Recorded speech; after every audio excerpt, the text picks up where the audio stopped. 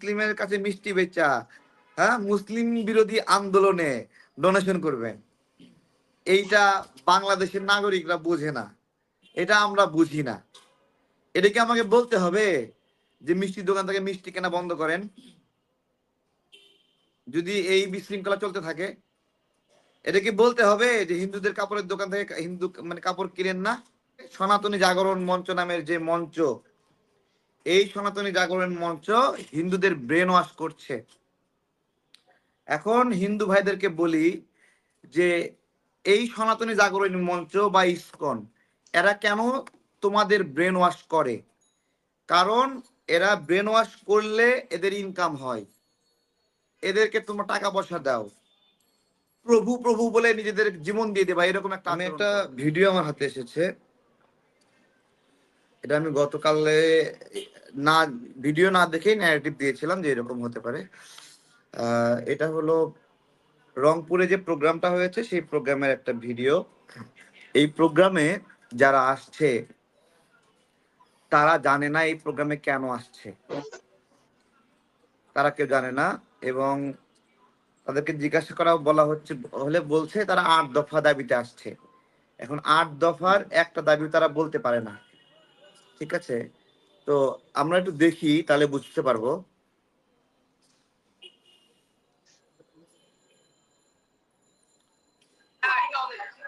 এই তো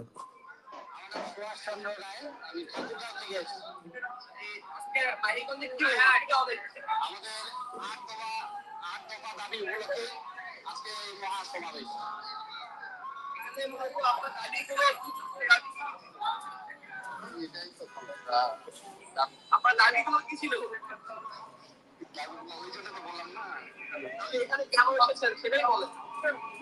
এই মহাসমাবেশে আমরা সবাই এসেছি এই ৮ দফা দাবি উপলক্ষে। এই ৮ দফা দাবি আমাদের না মানা পর্যন্ত আমরা এই আন্দোলন সনাতনীরা চালিয়ে যাব। দাবি কে জানেন না? তাহলে আমার জানা নাই পুরোটাই, না জানি আসছে। ঠিক আছে, আমার নাম হচ্ছে রাজকুমার, বাসা আছে তারাগঞ্জ। না বাধার সম্মুখীন হয়নি ভাইয়া।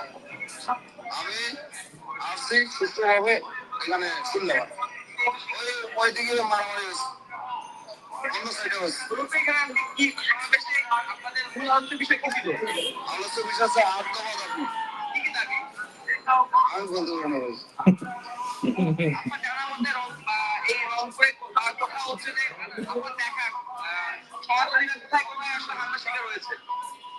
আমার সেটাই জানা নাই ভাই। আমি আসছি আমার ভাই। বিষয় হলো যে সনাতনীরা তারা হলো মাঠ ছাড়বে না, ৮ দফা দাবি, কিন্তু ৮ দফা দাবি কি তারা জানে না। তাদের জানা উচিত ছিল যে বিশ্বজিৎকে আওয়ামী লীগ কিভাবে কুপিয়ে কুপিয়ে হত্যা করেছে। জানা উচিত ছিল সুনামগঞ্জের দিরাইতে কিভাবে হিন্দুদের বাড়ি জ্বালিয়ে পুড়িয়ে দিয়েছে আওয়ামী লীগ নেতা। তাদের জানা উচিত ছিল কিভাবে নাসিরনগরে আওয়ামী লীগ নেতারা হিন্দুদের বাড়িঘর জ্বালায় দিল। তাদের জানা উচিত ছিল রংপুরে, এই যে রংপুরেই প্রোগ্রাম, জানা উচিত ছিল রংপুরেই এই যে ১-১.৫ বছর আগে হিন্দুদের ২০টি বাড়ি আগুনে পুড়ায় দেওয়া দিয়ে দিয়েছে।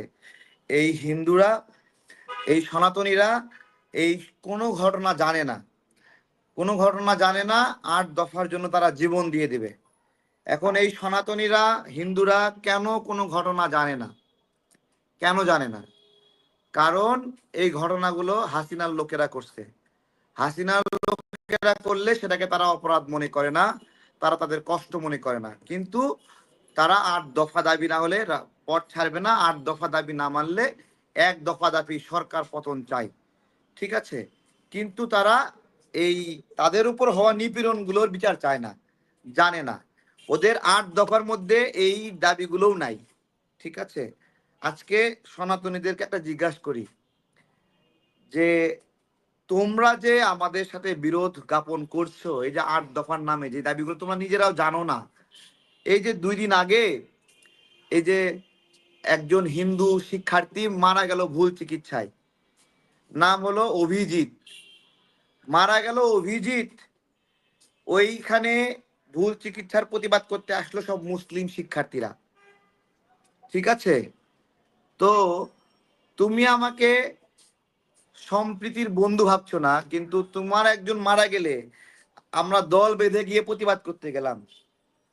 হ্যাঁ, তো তুমি কি কি কারণে আমাকে শত্রু ভাবছো সেটা তো আমি বুঝতেছি না।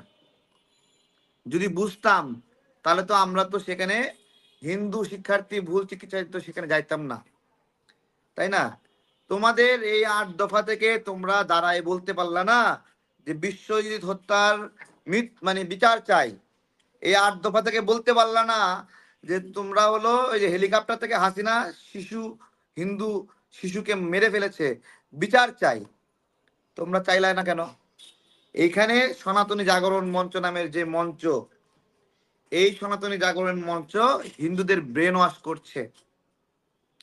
এখন হিন্দু ভাইদেরকে বলি যে এই সনাতনী জাগরণ মঞ্চ বা ইসকন এরা কেন তোমাদের ব্রেন ওয়াশ করে? কারণ এরা ব্রেন ওয়াশ করলে এদের ইনকাম হয়, এদেরকে তোমরা টাকা পয়সা দাও, প্রভু প্রভু বলে নিজেদের জীবন দিয়ে দেবা, এরকম একটা আচরণ করো। এবং এরা যদি তোমাদেরকে এই ধরনের সিচুয়েশন ডেভেলপ না করে, এদের আয় ইনকাম হয় না, এদের ব্যবসা হয় না, ব্যবসা হয় না, আয় ইনকাম হয় না এদের। এদের কৌশলগুলো এখন সেই যে সনাতনী জাগরণ মঞ্চ, মানে দেখেন এরা যে মানুষ খুন করলো, তারপরেও এদের জিদ মিটতেছে না, জিদ মিটতেছে না, আবার ঘোষণা দিচ্ছে, আবার প্রোগ্রাম বলতেছে ঐক্যবদ্ধ হও, ঐক্যবদ্ধ হও, ঐক্যবদ্ধ হও। কেন ঐক্যবদ্ধ হও কেউ জানি না, কিন্তু ঐক্যবদ্ধ হও। কিসের জন্য ঐক্যবদ্ধ হও? এই সরকারকে বিব্রত করতে হবে, ঐক্যবদ্ধ হও, ঐক্যবদ্ধ, হ্যাঁ ঐক্যবদ্ধ হও, দেখাচ্ছে এইভাবে। ঠিক আছে, শয়তানে ঐক্যবদ্ধ হতে বলতেছে কিসের জন্য, কিন্তু জনগণকে সেটা বুঝায় নাই, হিন্দুদেরকে বুঝায় নাই যে কেন ঐক্যবদ্ধ হবে, হিন্দুরা জানে না।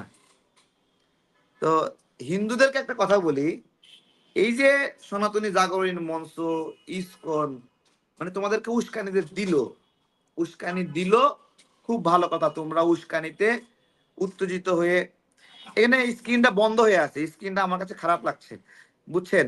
এটা একটু ভাইকে কিছুক্ষণের জন্য অফ রেখে দেন, স্ক্রিনটা একটু অন করে দেন, না দীর্ঘ সময় আপনি ধরে একটু আপনার ওনাকে ইয়ে স্ক্রিনটা করে রাখেন, অন আবার হয়ে কথা আছে। বলবেন, সমস্যা নাই, এটা বাজে লাগে। ঠিক আছে, ভাই হ্যাঁ আমি বলি, আমি আসলে এটা একটা রিপোর্ট লিখছি, সেজন্য আমি স্ক্রিনটা বন্ধ লিখেন, রেখেছি। এমনি স্ক্রিন অন করে তবে রেখে লেখেন। যদি আপনি যদি ধরেন কি আমরা হয় কথা আমি বলছি, বরং কথা, আমি বেরিয়ে যাই, আপনি কথা বলেন। ঠিক আছে, না এটা ঠিক আছে, এটা হয় নাকি এভাবে? হ্যাঁ, তো বিষয় হলো এই যে হিন্দু ভাইয়েরা সনাতনী ভাইয়েরা এদেরকে একটা দিকে ধাবিত করতেছে, ফলাফলটা কি? ফলাফল কি আসলে? ফলাফল হলো এমন একটা সিচুয়েশন তৈরি হবে যে ধরেন আমি রাস্তা দিয়ে যাচ্ছি, আমি মুসলিম কেন, আমার মাথায় একজন হিন্দু বাড়ি দিবে, ওই যে ক্লাস লাগাই দিছে। আবার হিন্দু একজন যাচ্ছে, বলবে যে ও এরাই তো চট্টগ্রামে আমাদের ভাইকে হত্যা করছে, একজন মাথায় বাড়ি দিল। এই বাড়ির দায় ওই সনাতনী জাগরণী মঞ্চ নেবে? এই বাড়ির দায় ইসকন নেবে? হ্যাঁ, এটা তো গেল বাড়াবাড়ি। এই বাড়াবাড়ি কোন জায়গায় যাবে আমরা জানি না, কিন্তু যেভাবে ধাবিত করতেছে যাবে তো। মানে ওরা তো ব্যবসা খুলে বসছে সনাতনী জাগরণী মঞ্চ। হ্যাঁ, মানে উত্তেজনা দিলে টাকা আসে, এটা তো বুঝতে হবে। টাকা ঝড়ের বেগে আসতেছে, মানে এই কয়েকদিনে ওরা এক একজন যারা এই এই সনাতনী জাগরণ মঞ্চের ঐক্য, খালি টাকা দেন টাকা দেন, মানে মুভমেন্ট করতে হবে, আন্দোলন করতে হবে, একবারে মানে বড় মহা বিপ্লব ঘটাতে হবে, তাই না? তো এরা যে দিচ্ছে, এখন হিন্দু ভাইদেরকে বলি, আপনি যে টাকাটা দিচ্ছেন এদেরকে এই যে এই বিশৃঙ্খলা তৈরি করার জন্য, এই যে টাকাটা দিচ্ছেন বিশৃঙ্খলা করার জন্য, ঠিক আছে, টাকাটা পাচ্ছেন কই থেকে?